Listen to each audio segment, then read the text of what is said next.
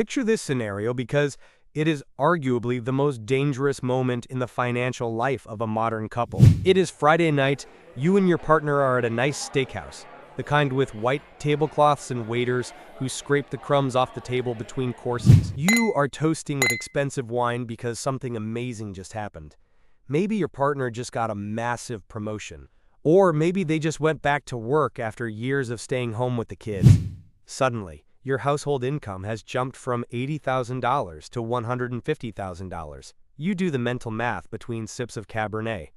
You think, we are rich, we're going to save so much money, we're going to pay off the debt, max out the 401 kilosecond, and finally get ahead. You feel an immense sense of relief. You talk about buying a boat or upgrading the house or finally going to Europe. But fast forward exactly 12 months. You look at your bank account on a Tuesday morning and your stomach drops. You have the exact same amount of savings as you did the night of the steak dinner, maybe even less. The credit card balance is actually higher.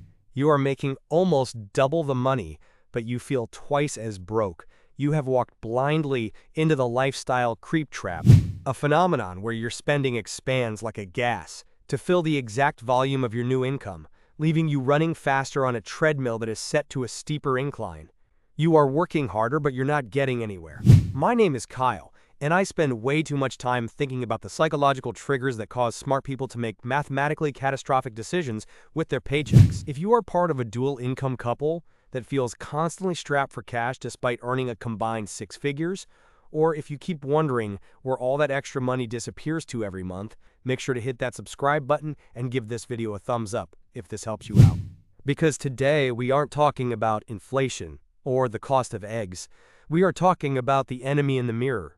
We are going to dissect how two incomes often create a false sense of security that authorizes reckless spending. And I'm going to show you why earning more money might actually be making you financially fragile. Here's the thing about the human brain. When it encounters a surplus of resources, it panics, but in a pleasurable way. We are evolutionarily wired to consume resources when they are available. Because for thousands of years, tomorrow wasn't guaranteed. If you killed a mammoth, you ate the mammoth. You didn't put it in a 401k. When that second income hits the bank account, your brain doesn't see security, it sees permission. It interprets that extra $4,000 a month not as a tool for freedom, but as a license to upgrade. You stop asking, can we afford this? And start asking, do we deserve this? And the answer in our hyper-consumerist culture is always yes. You worked hard. You got the degree. You suffered through the commute. So yes, you deserve the Tesla. You deserve the organic grocery delivery. You deserve the vacation to Tulum. The problem is that deserve is an emotional metric, not a mathematical one. The math says that you just increased your fixed costs to match your new income, effectively neutralizing the raise. You stripped the surplus capital out of your life and replaced it with depreciating liabilities. This is where it gets really interesting, and honestly a little insidious.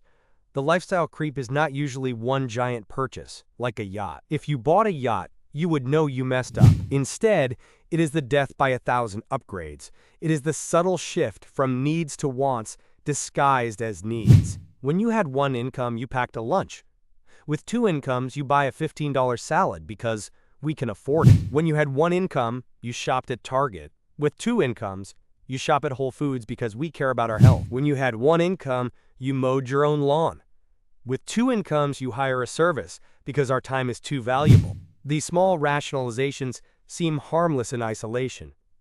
But when you aggregate them across every category of your life, clothing, food, transport, entertainment, they form a massive concrete layer of spending that hardens over time. You don't even notice it happening. It just becomes your new baseline. And once you upgrade your baseline, it is psychologically agonizing to downgrade. Going from a Honda to a BMW feels great. Going from a BMW back to a Honda feels like a failure. It feels like you are losing status. It feels like you are going backward. So you fight tooth and nail to keep the upgrades, even if it means carrying credit card debt. You have trapped yourself in a cage of your own expectations. You have anchored your happiness to a price point that requires constant, maximum effort to maintain. Let's talk about the convenience industrial complex, because this is where dual-income households bleed the most. When both people are working 40 or 50 hours a week, you are time poor, but cash rich. The market knows this. The market has created an entire economy designed to sell you back your own time at a premium. You were too tired to cook, so you used DoorDash. That is a 100% markup on food. You were too tired to clean, so you hire a maid. You were too tired to shop, so you pay for Instacart delivery. You were too tired to walk the dog, so you hire a walker. Essentially, you are taking your second salary and funneling a huge chunk of it into services that allow you to keep working the second job. It is a feedback loop. You work to pay for the convenience you need because you work. If you actually sat down and calculated the net income of the second job, after subtracting the costs of daycare, convenience, food, commuting, and the higher tax bracket, you might find that one of you is working for $5 an hour. You are running a business with high revenue but zero profit margin. Now, you might be thinking, but Kyle, we need 2 cars. We need the house in the good school district. These are not luxuries. And look, I get it. The economy has shifted to punish single-earner households. Housing prices have risen to match the purchasing power of dual-income families. But this brings us to the most dangerous aspect of the dual-income trap: the amplification of fixed expenses. When you go to a bank to get a mortgage, they look at your combined gross income. They do not look at your daycare costs. They do not look at your spending habits. They approve you for a house based on the assumption that both of you will work at your current peak earning capacity for the next 30 years. And because we are optimistic creatures, we buy the house at the top of that approval limit. We lock ourselves into a $4,000 mortgage that requires 2 incomes to service. We buy 2 new cars with $700 payments. Suddenly, our fixed burn rate, the money that goes out the door before we buy a single grape, is $6,000 or $7,000 a month. Here is what most people do not realize. By locking in fixed expenses that require 2 incomes, you have doubled your risk of bankruptcy. In the old days, and I am not saying the old days were perfect, but the math was different. A family lived on 1 income. If the dad lost his job, it was a crisis. But if the mom was not working, she could enter the workforce to bridge the gap. There was a backup generator. There was slack in the system. In a modern dual-income family with high fixed costs, the backup generator is already running at full capacity just to keep the lights on. If one person loses their job or gets sick or burns out and needs to quit, the household collapses instantly. You cannot pay the mortgage on 1 salary.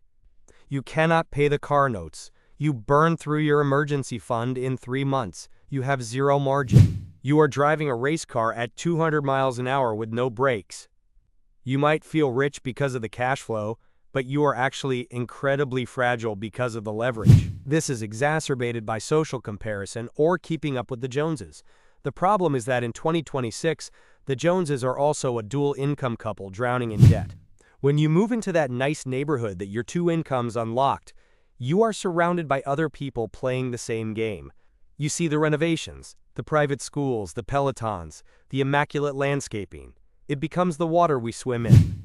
You start to believe that spending $10,000 on a family vacation is normal because everyone in your circle does it. You justify it as the experience economy. You tell yourself, we are buying memories. And sure, memories are great, but compound interest is better.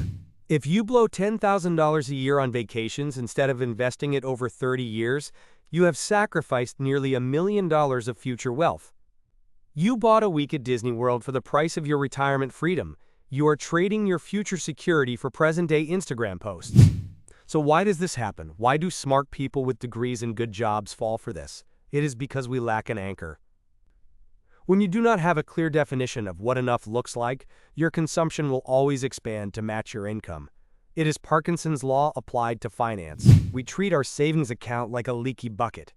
We pour more water in income, but we also drill more holes in the bottom expenses. We pat ourselves on the back for the heavy flow of water, ignoring the fact that the bucket is never getting full. We confuse high cash flow with wealth. They are not the same. High cash flow just means you are a conduit for money to pass through on its way to Amazon, the bank, and the IRS. Wealth is what stays in the bucket. Wealth is the money you do not spend. Breaking this cycle requires a radical, almost painful level of honesty. You need to perform a forensic income audit. Sit down with your partner and pour a drink because this will hurt. And look at where every single dollar went in the last 3 months, not where you think it went, where it actually went. You will be shocked to find that the lifestyle creep is not in the mortgage. It is in the $800 a month at Target, the $600 on dining out, the $400 on subscriptions you do not use, and the $200 on Amazon impulse buys. You have to identify the leakage. You have to realize that you are voluntarily giving away your freedom for temporary comforts that you will not remember in 2 weeks. The most powerful strategy you can implement, the one that separates the truly wealthy from the high earner not rich yet crowd, is the one income rule. It sounds impossible, but it is the holy grail. You structure your life so that your fixed expenses, mortgage, cars, utilities, and food can be covered by one salary, the lower salary. The larger salary is then treated as if it does not exist. It is swept automatically into savings, investments, and debt repayment. If you can do this, you become bulletproof. You regain the backup generator. If one of you gets laid off, you do not lose the house. You just stop saving for a few months. If you want to retire early, you can because you are saving 50% of your household income. This requires sacrifice. It means living in a smaller house than the bank says you can afford. It means driving used cars. It means opting out of the status game. But the peace of mind it buys is worth more than any luxury SUV. If the one income rule is too extreme for you right now, start with the lag strategy. The next time one of you gets a raise or a bonus, pretend you did not get it for 6 months. Do not change a single thing about your lifestyle. Let that money pile up in a separate account. This breaks the psychological link between earning and spending. It proves to your brain that you can survive and be happy without that extra money. Once you have banked it for 6 months, you can decide deliberately what to do with it. Pay off a car, fund an IRA, rather than impulsively absorbing it into your daily spend. We have to stop looking at a second income as a license to ball out. In this economy, a second income is a defensive weapon. It is a shield, not a sword. Use it to build a fortress of cash and assets that protects your family from the volatility of the world. Do not use it to build a gilded cage that you are terrified to leave. If this video made you realize you have been spending your raise before it even hits the account, share it with your partner. It is time to have the hard conversation. Thanks for watching, and I will see you in the next one.